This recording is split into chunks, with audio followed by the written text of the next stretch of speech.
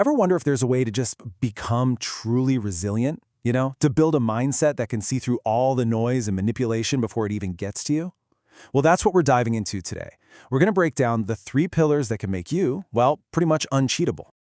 It's a question that, let's be honest, hits a little close to home for all of us. You've seen it, right? That super slick sales pitch, that too good to be true offer online, or maybe even a new person who just seems a little too perfect. Nobody wants to get played. But what if you could build an internal alarm system that actually works? That is exactly the plan. And we're not just talking about a few tips and tricks here. We're talking about building a rock-solid foundation. 3 core principles that act like a shield against deception, whether it's with your money, your career, or your relationships. Now, to really get a feel for these pillars, we're going to use a simple but really powerful story. It's a little fable about a master thief who thought he was unstoppable until he met his match. And it wasn't a king or a soldier, but the quiet wisdom of an ancient tree. So our story kicks off with this thief, and he was brilliant, super charismatic, and, yeah, off the charts arrogant.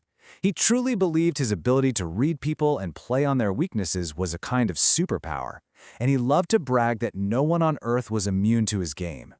So one day, the thief is boasting about all this to an old, wise tree right in the middle of town.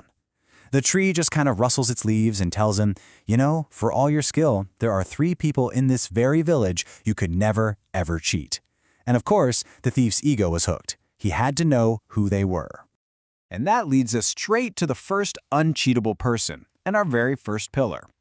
So the thief decides to try his luck with the wealthiest man in the village.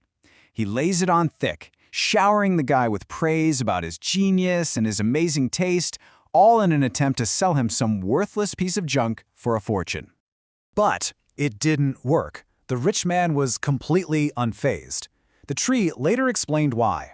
See, this man built his entire fortune on tangible results, on cold, hard data, not on someone stroking his ego. He understood a fundamental truth. If something is genuinely good, it speaks for itself. It doesn't need a cheerleader.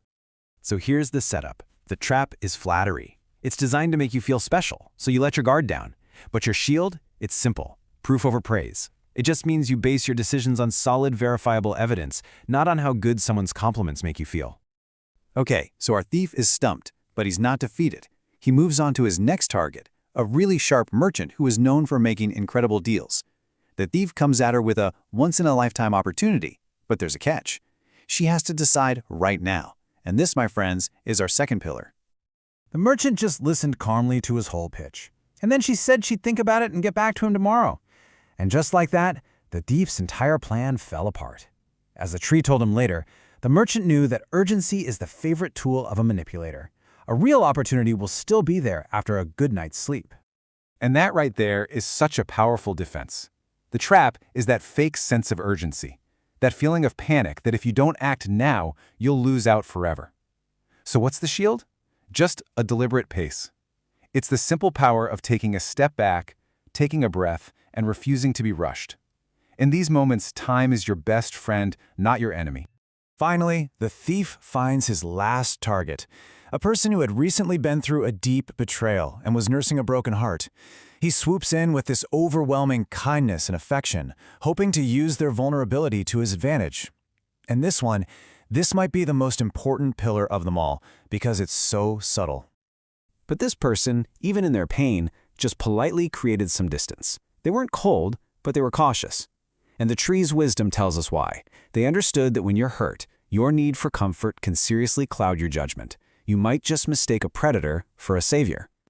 So the crucial takeaway here is that the trap isn't just about romantic rebounds, It can be a new friend who comes on really strong, or a business partner who promises to fix everything. It's that temptation to find someone on the outside to fix a wound on the inside. The shield, then, is giving yourself the grace and the time to actually heal before you decide to trust someone new. So, our thief, totally defeated, finally got it. The power these 3 people had wasn't magic, it was wisdom. Pure and simple. Okay, so now let's take that wisdom and turn it into a practical, everyday toolkit for you. Here they are, all in one place, your 3 shields: proof over praise, a deliberate pace, and time to heal. See how simple they are to remember? But they are incredibly powerful when you use them. They protect your money, your time, and most importantly, your peace of mind. And let's be crystal clear, this is way more than just a nice story. Think about your own life for a second. That pressure to buy into the next hot thing. That friend who only compliments you right before they ask for a huge favor. Or that urge to just fill a void right after a loss. These pillars aren't some abstract idea. They are your real-world, practical defenses. So, as we wrap this up, the question isn't really if these shields work. It's which one do you need to pick up and strengthen right now? Is it about getting better at seeing through empty flattery? Is it about giving yourself permission to just slow down and think? Or is it about finally taking the time you need to truly heal? That's a question only you can answer.